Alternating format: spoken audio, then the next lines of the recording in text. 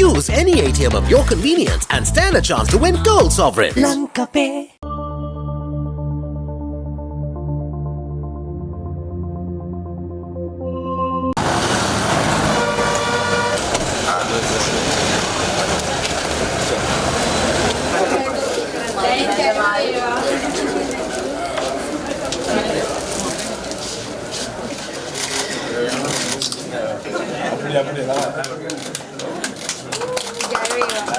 අලුත් පියවරක් එක්සත් ජාතික පක්ෂයේ ලංකා ඉතිහාසයේ මම හිතනවා විශාල වැඩ පිරිසක් වැඩ කොටසක් කරපුම පක්ෂය වෙන එක්සත් ජාතික පක්ෂයේ අද අලුත් වැඩසටහනක් අලුත් නිර්මාණයක් සඳහා අපේ පක්ෂ නායකතුමා විසින් මට බාර දුන්න වගකීම බාර ගැනීමට මම අද දවසේදී බලාපොරොත්තු වුණා බාරගත්තා. මූලික වශයෙන්ම අපි ආණ්ඩුව වලට චෝදනා කරනවා එනකොට ආණ්ඩුවට දේශපාලන දිශානීතියක් නැහැ. ඒගොල්ලන් දක්ෂිනාංශක වෙලා. දැන් හරියට බැලුවොත් ඒතරම් සමාජවාදී නැහැ. ඒතර වමේ පක්ෂත් නැහැ. එක්සත් ජාතික පක්ෂය හැමදාම ප්‍රතිපත්තියක් තිබ්බ දේශපාලන ප්‍රතිපත්තියක. ඒ දේශපාලන ප්‍රතිපත්තියට එකතු වෙන්න ඕන. තරුණ මුහුණුවරක් අලුත් මුහුණුවරක් මුළු ලංකාව වටේ මාස 6ක් යන ඉස්සෙල්ලා විශාල දැවැන්ත එක්සත් ජාතික පක්ෂ බලවේගයක් අපි නිර්මාණය කරන්න කටයුතු කරනවා කියන පොරොන්දුව අද දවසේදී මේ නොවැම්බර් 10 වෙනිදා ලබා දෙනවා. වැඩක් කරන්න දෙන්නෙත් නැති වැඩක් කරන්න දන්නෙත් නැති කට්ටියක් තමයි රට කරන්නේ. ඒක හොඳට මතක් ගන්න. වැඩක් කරන්න දුන්නෙත් නැහැ වැඩක් කරන්න දන්නෙත් නැහැ. ඒකට හොඳම නිදසුන තමයි වැඩක් කරන්න දුන්නේ නැහැ කියන්නේ මට හොඳට මතකයි ඒ කාලේ ඔය ඉමිග්‍රේෂන් වල ස්මාර්ට් ගේට් දාන්න යනකොට ඒ යූනියන් වලින් අපිට වැඩ කරන්න දුන්නේ නැහැ. හැබැයි